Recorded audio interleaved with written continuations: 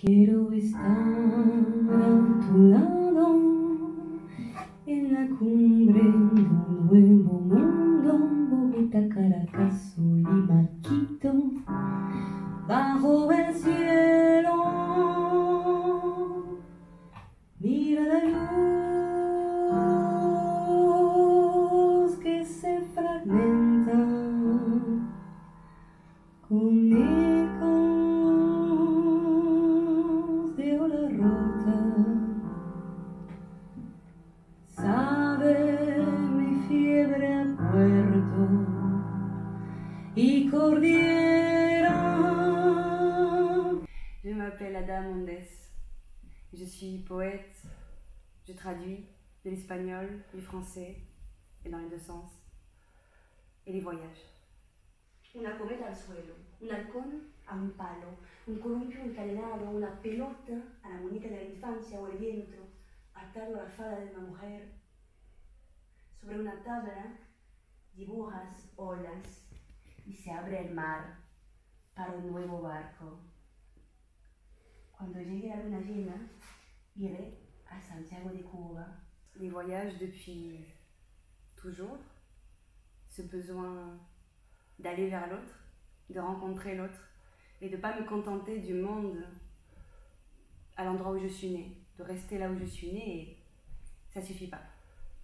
Besoin de contaminer et d'être contaminé.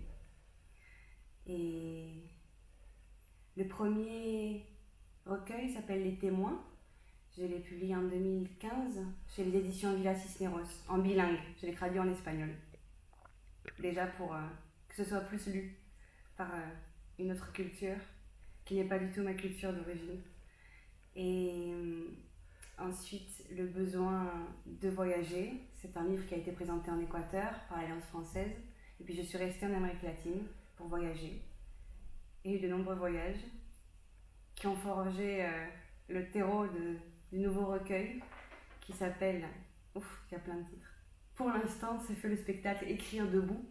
Noix de coco fondue, des œufs sur les yeux, fertilité, poisson fumé, spiritualité, un fil rompu sur la nuque contre le mauvais œil. Les plumes trempées de rhum et de rouge, atardessèrent de Guawanco, coucher du soleil en 3 temps, et les cendres légères reviendront au ventre de la terre. Tous les voyages que j'ai faits, notamment en Amérique latine, ont créé un autre livre que j'appelle Puente sobre el exilio, des ponts sur l'exil, parce que je crois que c'est ce qu'on fait quand on écrit en plusieurs langues, quand on raconte des histoires, on crée des ponts entre les gens, entre les cultures. Et ça a fait un spectacle aussi que j'ai appelé Écrire debout, et qui tourne en France depuis le mois de mai, je dirais, qui me fait visiter mon pays. Et c'est une proposition artistique d'environ 90 minutes.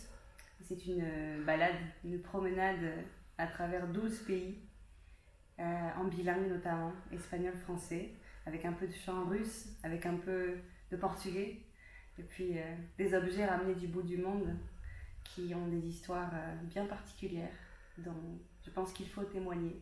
On entend sonner l'ivoire des dominos, et les tables se couvrent du jeu noir et blanc de l'ennui, à l'ombre des flamboyants. Les heures s'allongent, et la mer emporte tout, à ces terres lointaines, où il n'est pas nécessaire d'avoir posé le pied pour savoir que d'autres révolutions ont aussi échoué. L'exotisme est le faux nom de la misère, et tous nous portons des îles brisées, en dedans.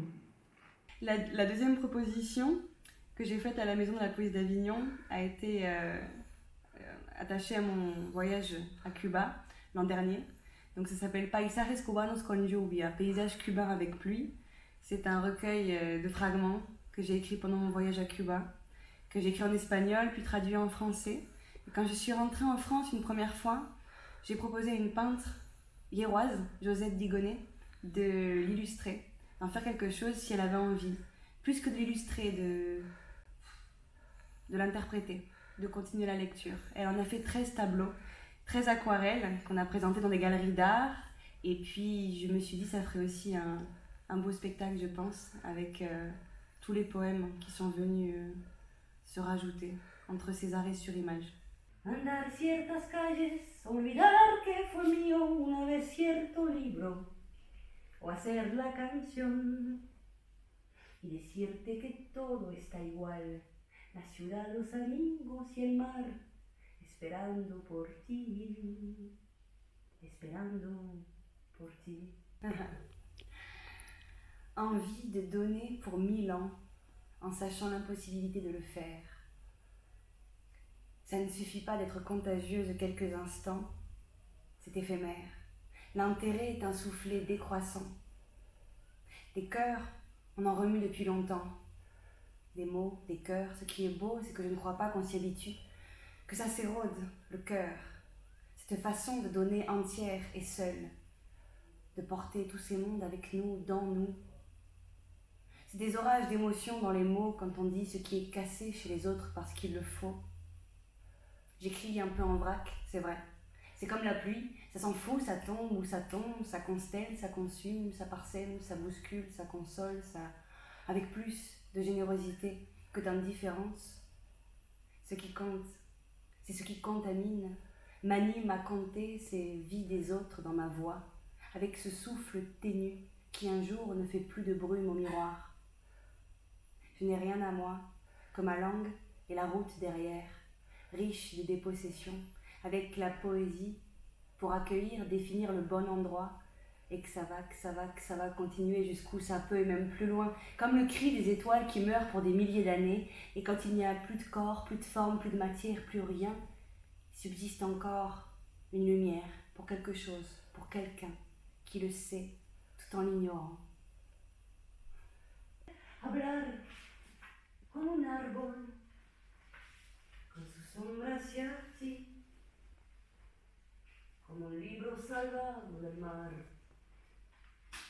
como un muerto que aprende a besar, para ti, para ti, para ti, para ti.